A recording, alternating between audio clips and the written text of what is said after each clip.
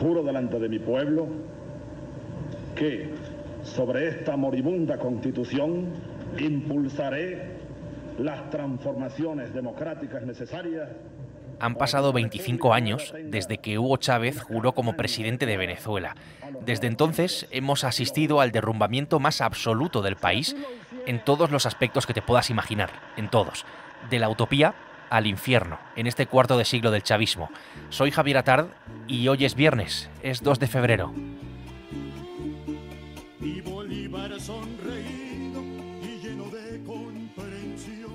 El Mundo al Día, un podcast del Mundo.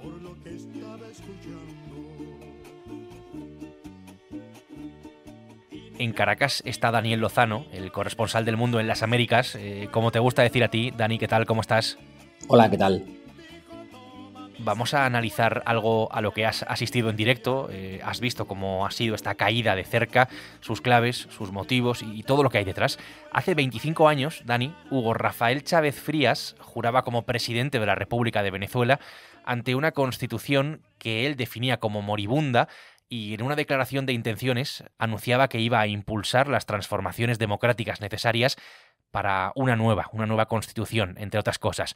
Hoy, 25 años después de ese momento y de todo aquello, ¿hay algo que celebrar? En absoluto, en absoluto. Esa utopía que Chávez prometió, que hizo que todo el mundo mirase a Venezuela, se ha convertido en...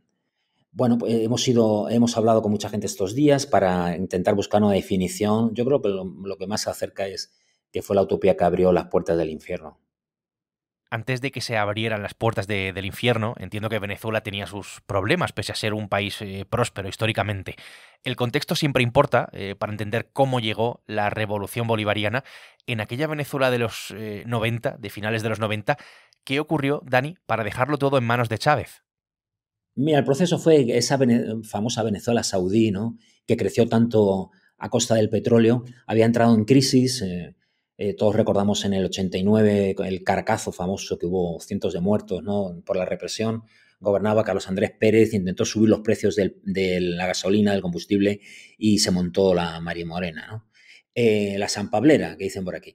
Entonces, después vino el golpe de Estado, el fracasado golpe de Estado. Fueron dos en un año, encabezado por Chávez, contra el propio Carlos Andrés Pérez, al que intentaron asesinar, pero no le salió bien la jugada. Nosotros acá en Caracas no logramos controlar el poder. Ustedes lo hicieron muy bien por allá, pero ya es tiempo... Y bueno, pues este hombre fue para la cárcel con su gente. Lo que pasa es que el siguiente presidente, Caldera, le amnistió, se presentó a las elecciones y ganó bien, con un 50 y tantos %, porque la gente buscaba cambio, ¿no? Sobre todo que era un cambio, estaba harta de corrupción, era como un sistema político que venía decreciendo, ¿no? Eso sí, en ese momento Venezuela era la cuarta economía de la región, solo detrás de Brasil, de México y de Argentina. También era un ejemplo democrático, era la segunda democracia después de Costa Rica. Hoy no queda nada de eso, ¿no?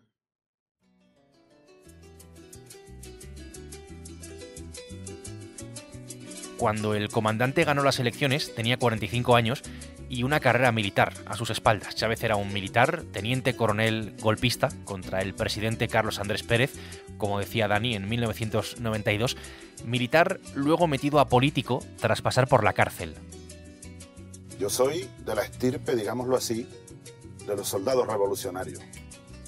Estamos hablando de una persona, Dani, con bastante carisma, con dotes para la comunicación, que sabía cómo tenía que hacerlo y para quién, cómo tenía que hablar y para quién, con unas formas que acompañaban pues justo a eso, con ese objetivo. Era un líder además carismático y populista. Es que era muy venezolano. Ese carisma que tenía Chávez, ese gracejo criollo, ¿no?, ese Chávez de llanero, como era él, de Barinas, ¿no?, la cuna de la revolución, eso Chávez lo tenía a raudales, ¿no? Tenía un verbo florido y hermoso. A partir de ahí, pues no dejaba de ser un militar golpista, con todo lo que eso conlleva en América Latina, ¿no? Chávez convenció no solo dentro, sino también fuera en el mundo entero, porque mucha gente vio el proceso venezolano como una mejora, como una modernización de la revolución cubana. Y él además se encargó de expandir este socialismo del siglo XXI, gastando mucho dinero, muchos millones de dólares, del dinero de los venezolanos en apoyar a sus aliados y amigos, ¿no? Hace 25 años, Chávez podría haber hecho perfectamente suya esa frase de «a España no la va a reconocer ni la madre que la parió», cambiando, por supuesto, España por Venezuela. Podía haber hecho perfectamente suya esa frase. Bajo constantes apelaciones al libertador Simón Bolívar, cambió el nombre, la bandera, el mapa, el escudo del país.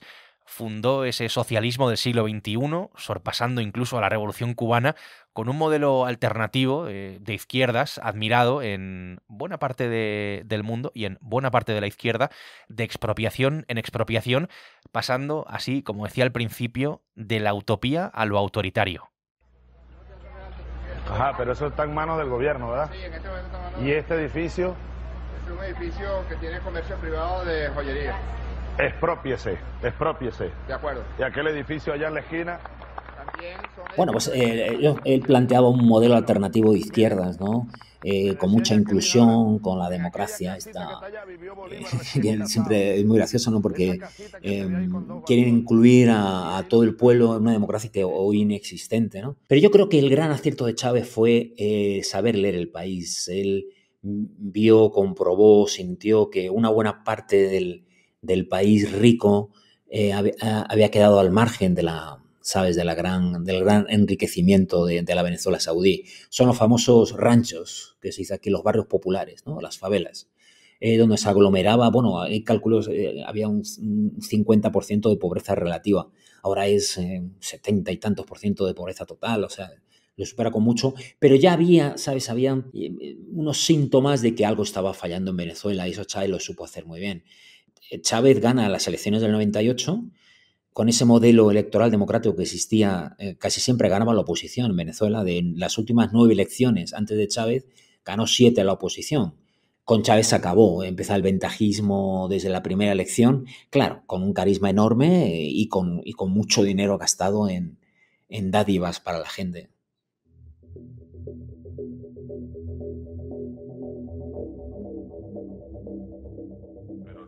Que no te veía y te oía. Juan Carlos, bienvenido. ¿Cuándo llegaste, hermano?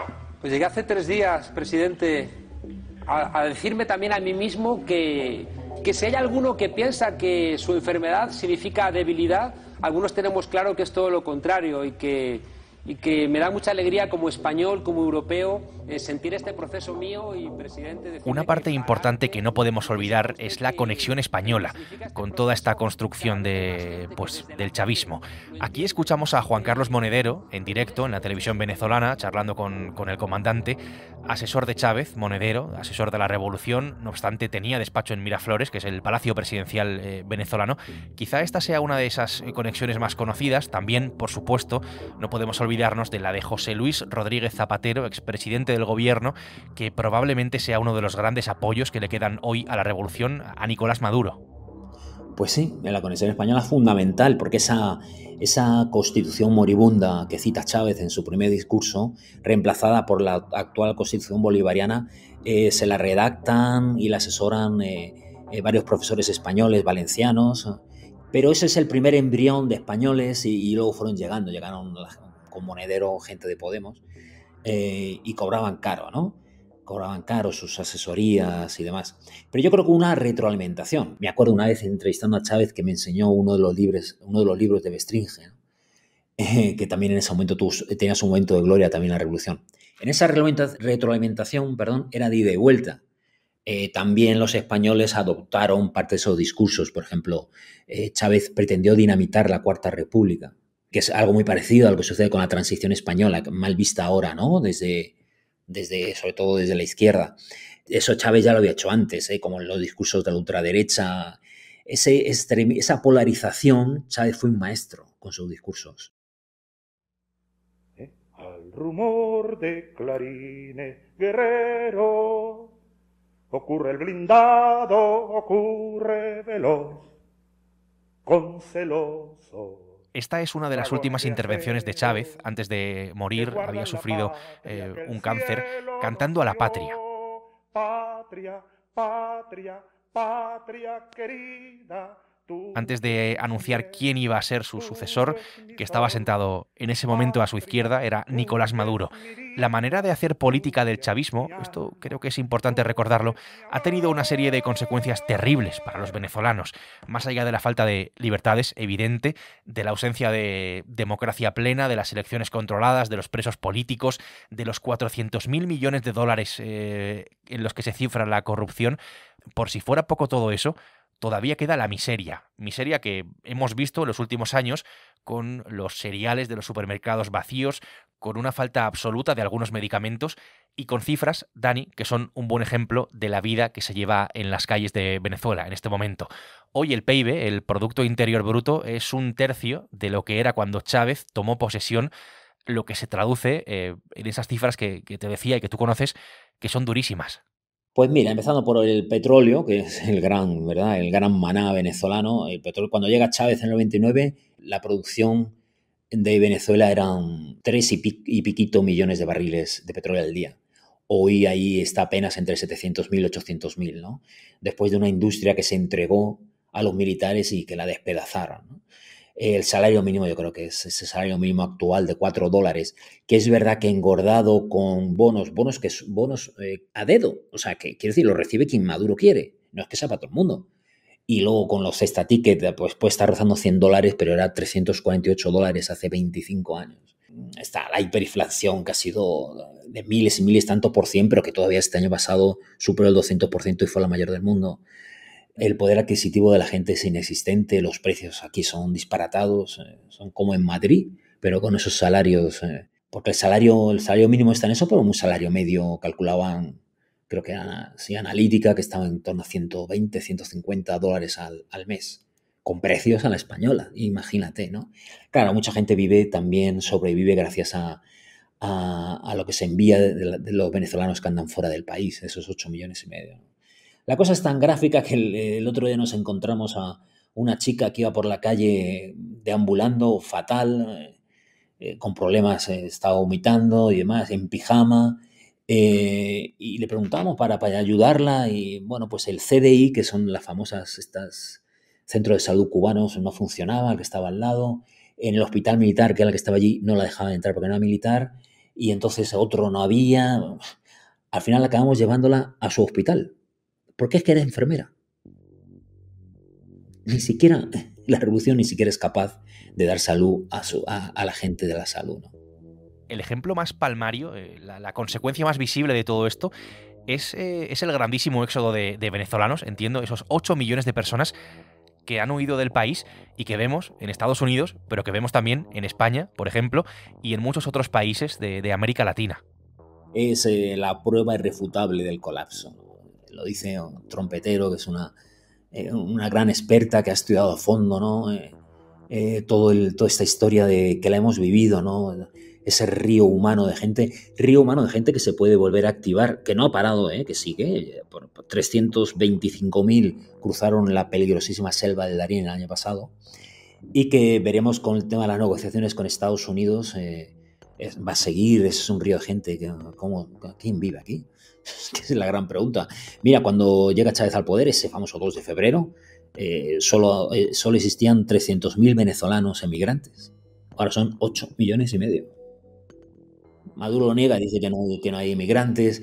Bueno, fíjate, Lima ahora mismo se acerca a 1.200.000. Solo Lima, 1.200.000 venezolanos en la ciudad. O sea, es increíble.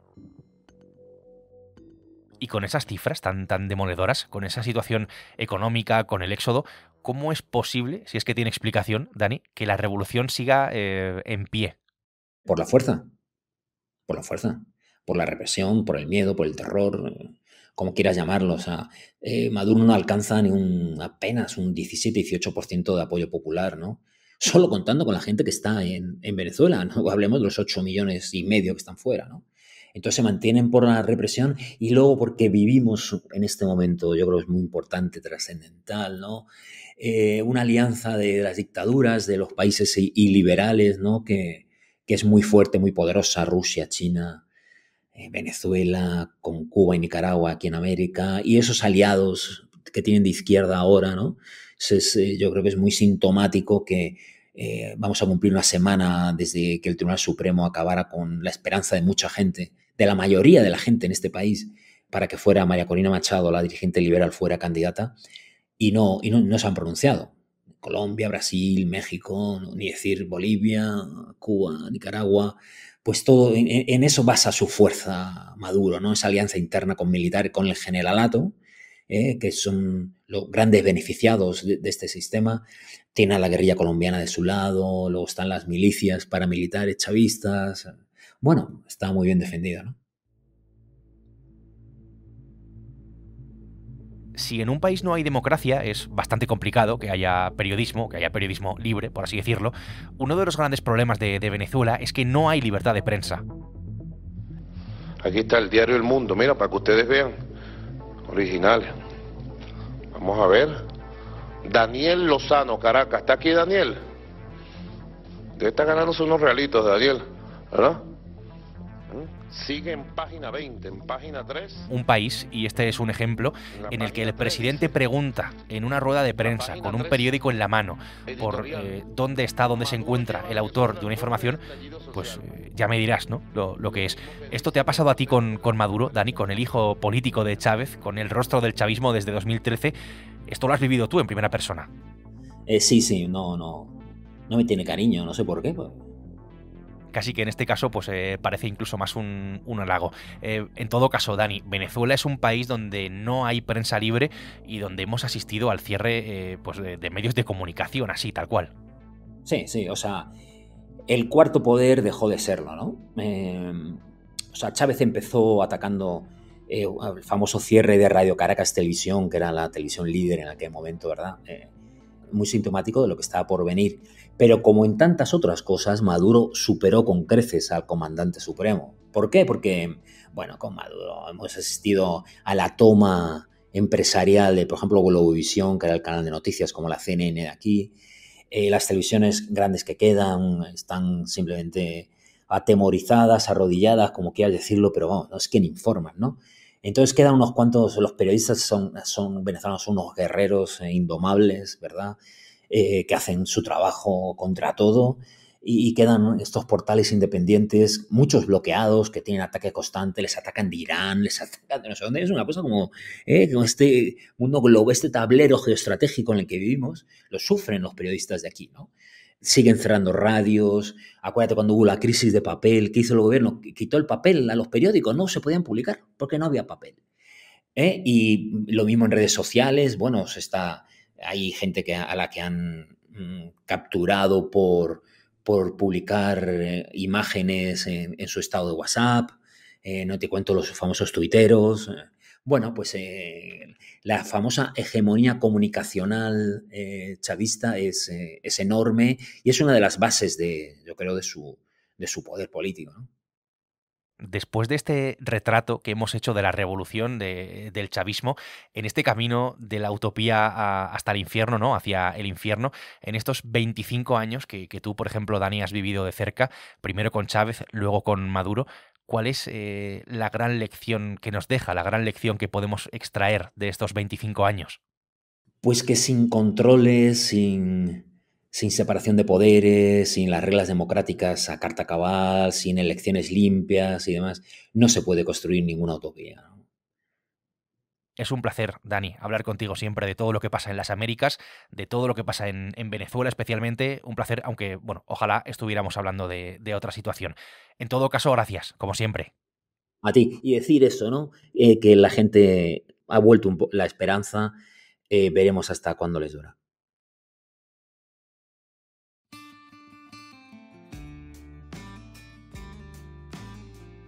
El Mundo al Día es un podcast que se emite de lunes a viernes en la web del Mundo, en elmundo.es, y en las principales plataformas de audio, donde además tienes la opción de suscribirte. Este episodio lo ha hecho posible desde Caracas Daniel Lozano. Nosotros volvemos el lunes, será eso sí con una nueva historia. Hasta entonces, buen fin de semana, gracias por estar al otro lado y saludos de Javier Atard. Has escuchado El Mundo al Día, un podcast del Mundo.